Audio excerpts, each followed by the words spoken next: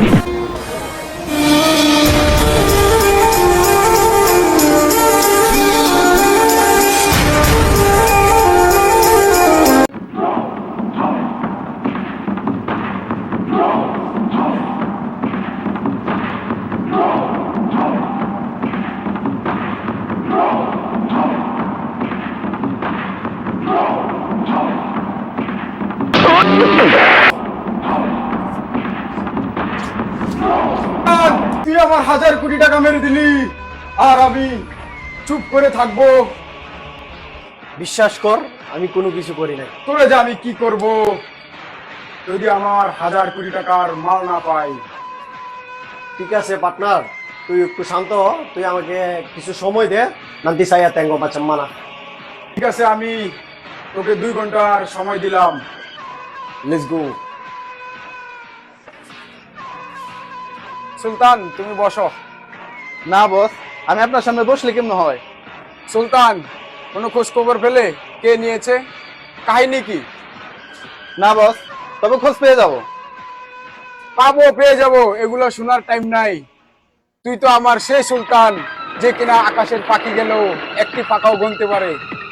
বস, আমি আপনাকে 2 ঘন্টার মধ্যে সব খবর এনে দিব।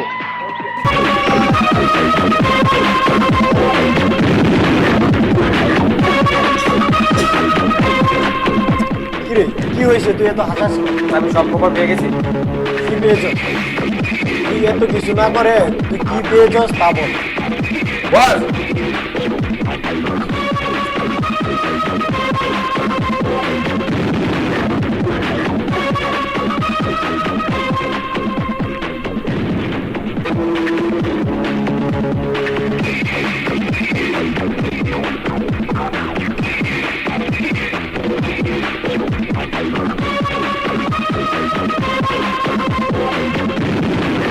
এই দর ওরে দর, ও বিশ্বাস করে। কইছিলাম না এই গান্ধীর গোলা চুরি করছে টাকা দিয়ে?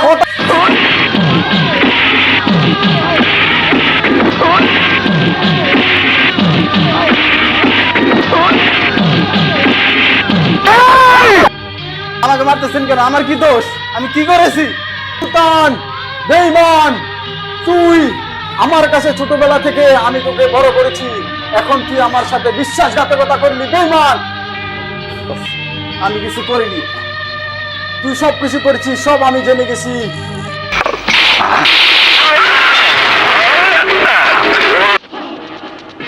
সুলতান, সত্য কিছু না, সময় এসে গেছে এবার সব কিছু বলার।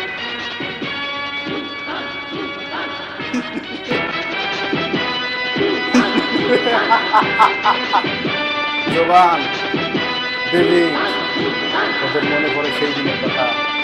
তোরা যেই সম্পত্তিগুলো নিজের করতে চেয়েছিলি সেগুলো তোদের না। রাষ্ট্রীয় সম্পদ, আর এই রাষ্ট্রীয় সম্পদকে উদ্ধার করাই আমাদের মতো এসিবির কাজ। আই এম সুলতান রাজা, যেখানে অন্যায় সেখানেই সুলতান রাজা।